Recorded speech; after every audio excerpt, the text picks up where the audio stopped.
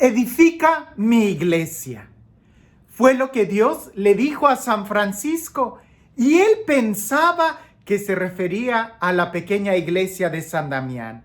Tan así que él empezó a pegar unos ladrillos, sino que después esas palabras de edifica mi iglesia eran mucho más que solamente un templo. El día de hoy estamos celebrando la fiesta de la dedicación de la Basílica de Letrán, y que es una fiesta importante porque significa que de una u otra manera la iglesia cristiana, los católicos, dejamos de ser perseguidos y empezamos a poder congregarnos en un templo público, ya no en las catacumbas, sino en una catedral, que es la catedral del Papa, del obispo de Roma. Y a partir de ahí empezó, pudiéramos decir, cobrando una ciudadanía la fe.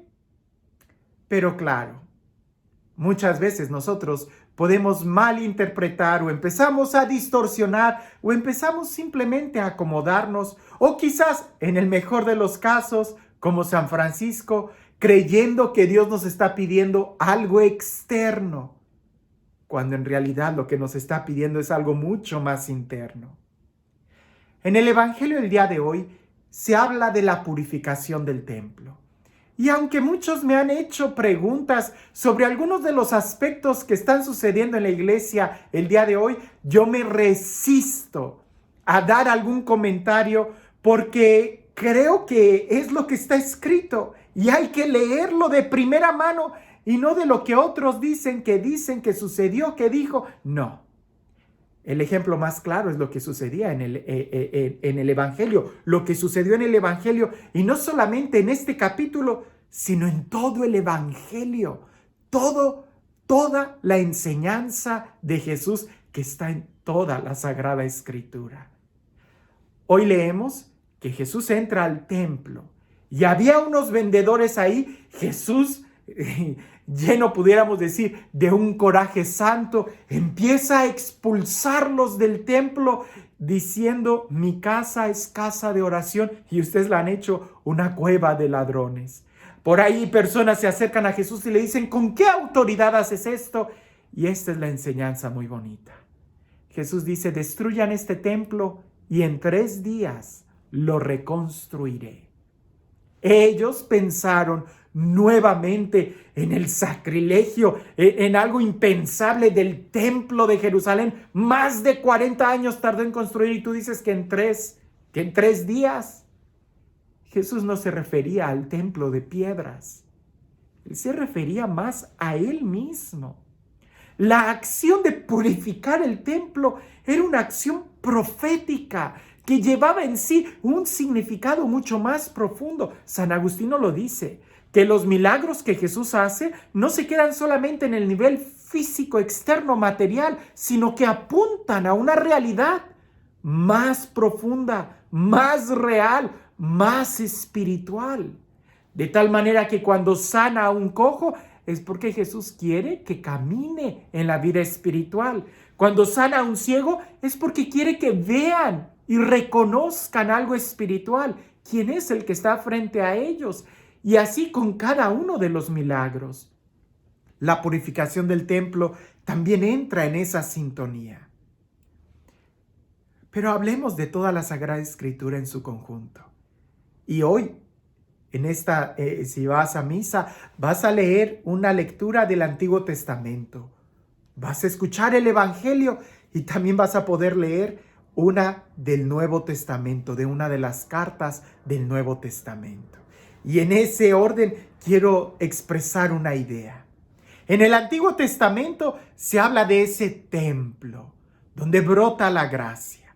Y es que en el Antiguo Testamento, si alguien quería tener una experiencia de la misericordia de Dios, tenía que ir al templo. El templo era el lugar donde el pueblo se reunía y donde Dios hablaba, en el templo, donde estaba la arca de la alianza.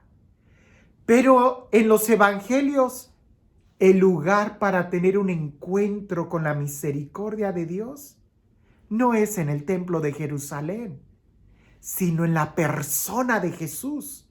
Es Jesús mismo quien se convierte en el nuevo templo.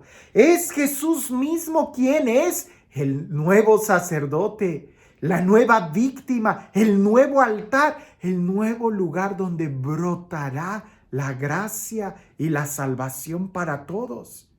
Si en el Antiguo Testamento alguien tenía que ir al templo de Jerusalén para experimentar la gracia y la misericordia de Dios, en tiempos de Jesús tenían que ir a Él, en donde estuviera Jesús caminando. De tal manera que si Jesús estaba en Cafarnaúm, todos vámonos para Cafarnaúm. Que si Jesús iba a Jerusalén, todos a Jerusalén. Que si Jesús iba y pasaba por Samaria, todos a Samaria, a Jericó. Era en donde estuviera Jesús. Él era el lugar de encuentro con la misericordia. Él era el rostro de la misericordia de Dios. Pero San Pablo nos explica que tú eres templo vivo de Dios. El día de hoy, donde nosotros tenemos un encuentro con Dios, no es afuera, no es en la catedral, no es en la basílica, es en tu interior. Porque el Espíritu Santo está en tu interior. San Pablo lo dice, ¿no sabéis que sois templo vivo del Espíritu Santo? San Agustín también nos lo dice, él buscaba a Dios fuera y él lo encontraba adentro. Alguien pudiera decir, Padre, pero no es en el templo. La iglesia, el templo, la construcción de piedra que tenemos, aunque sea muy preciosa, no deja de ser algo externo, que sí, simboliza mucho. No le estoy quitando ningún valor. Simboliza algo mucho, es importante. ¿Por qué? Porque es el lugar en donde todos de manera pública nos podemos reunir y tiene gran valor y hay que cuidarlo. Pero aunque tú estés ahí, el lugar donde tú tienes un encuentro con Dios es en tu interior. Especialmente cuando pasas a comulgar o cuando escuchas la palabra y la haces tuya. Es ahí donde se adquiere la dimensión de que tú te conviertes en un templo. Es ahí donde se adquiere la dimensión de qué es lo que Dios quería. Entonces sí, todo empieza a tener sentido. Entonces entendemos que si yo soy templo, tengo que cuidarme.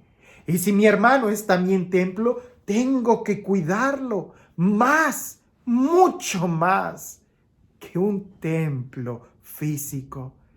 Así como San Francisco, que Dios le dice a San Francisco, edifica mi iglesia, construye mi iglesia. San Francisco creía que era la iglesia de San Damián porque estaba toda en ruinas y él empieza a pegar los ladrillos. No, con el testimonio de vida, Dios quería edificar, construir, limpiar otra iglesia. La iglesia de los hermanos pobres que estaban sufriendo. Y precisamente en tiempos de San Francisco de Asís, por ahí unos años más, unos años menos, podemos ver dos personajes que en otro momento lo he dicho y creo que hoy lleva esto a tu corazón. Lo subrayo, yo no hablo como un magisterio de la iglesia, yo no estoy hablando como esto tienes que... Estoy compartiéndote una reflexión mía, si te ayuda, tómala. Pero en aquel entonces hubo un personaje, Martín Lutero, ¿te acuerdas de él? Aquel alemán que hizo la Reforma Protestante y que se separó de la Iglesia Católica. Él pretendiendo corregir al Papa y a la Iglesia en aquel entonces, hizo algunos actos públicos con una falta de caridad tremenda. En la catedral, pudiéramos decir que en aquel entonces era el Facebook y el YouTube, pegó unas sentencias de por qué él estaba en contra del Papa y de la Iglesia y de lo que él decía que se tenía que corregir. Algunas de las ideas se pudieran haber dialogado y pudiera ser que Martín Lutero tenía razón en algunos aspectos. Pero en lo que sí no tenía naditita de razón es en la forma en cómo él procedió al externar sus ideas. de una manera pública y difamando y criticando al Papa y a la iglesia en general, a los obispos y a quien la representaba.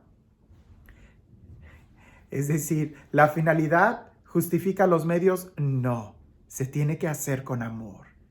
Jesús nos lo dice en el Evangelio. ¿Cómo pretendes quitarle la paja al ojo de tu hermano cuando tú tienes una viga en el tuyo? Primero quítate la viga y después podrás ayudar a tu hermano. Pero pretender hacer algo público y difamar al Papa o a la iglesia, al representante, a quien nos congregue. Caray, ¿qué es más importante, el templo o la persona? Algunos se preocuparon tanto por el templo y la persona y quien lo representa y la forma en cómo se ha hecho ha causado tanta polémica. Creo que el día de hoy es una fiesta para poder recordar la importancia no del templo exterior, sino del templo interior. Y más que preocuparnos, que hay que dialogarlo, más que preocuparnos por ídolos que estén en el templo o que imágenes que pudieran representar esto o aquello, más bien habría que preocuparnos qué ídolos tenemos en nuestro corazón, porque de lo que está lleno el corazón es de lo que va a hablar la boca y de qué manera vamos a hablar. Más bien deberíamos de preocuparnos de que nuestros corazones estén llenos de Dios y entonces sí, en el templo se honrará a Dios. Así como tenemos a Lutero, a Martín Lutero, que él quizás su idea era buena, pero la forma en cómo la hizo no.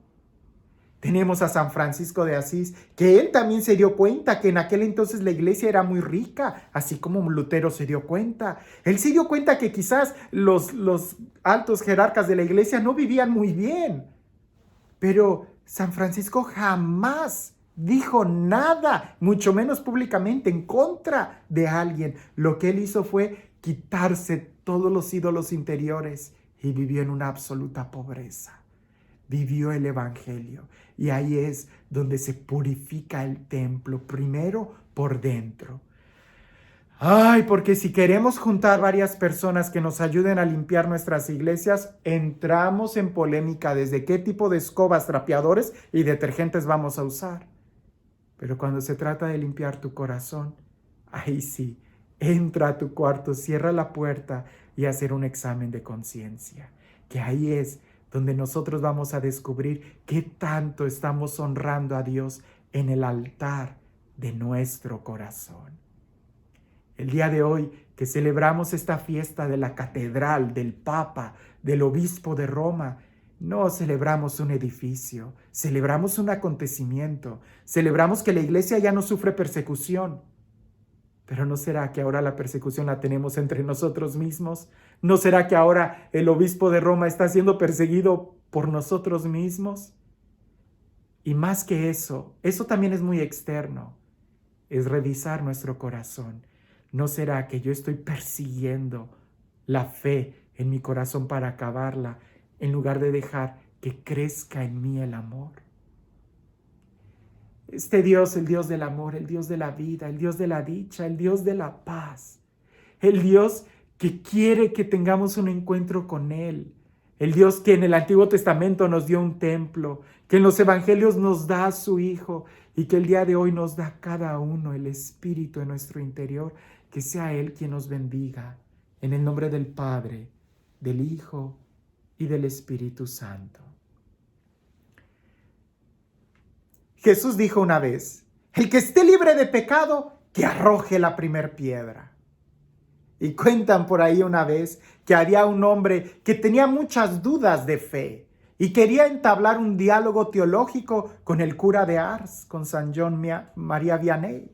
Y que el cura de Ars le dijo, te voy a escuchar y voy a dialogar contigo todas tus dudas, pero antes confiésate. Y que aquel hombre decía, no, ¿qué tiene que ver la confesión con todos estos? Y el cura le dijo, primero reconoce tus pecados y luego dialogamos. Primero confiésate. Total que aquel hombre, al ver que el cura de Ars no le iba a escuchar hasta que él no reconociera sus pecados, tuvo esa experiencia de humildad. Purificó su templo interior, se confesó y ya después el cura de Ars, San John María Vianney, le dijo, ahora sí, ¿cuáles eran tus dudas?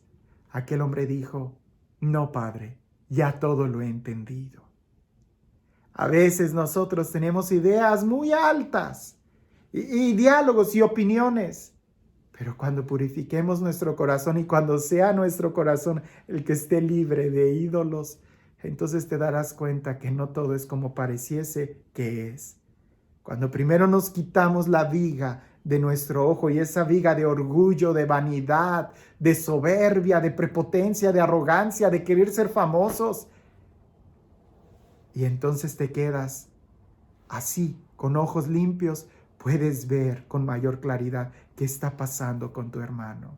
Cuando somos capaces de bajarnos de nuestro árbol para tener un encuentro con Jesús, bajarnos de nuestra soberbia, de nuestras ideas, y estamos al mismo nivel, es cuando entonces podemos dialogar. Que lo que te mueva sea el amor. Y si es el amor, brotará con paz y con unidad. Que por los frutos conocemos el árbol. Que tengas un excelente día.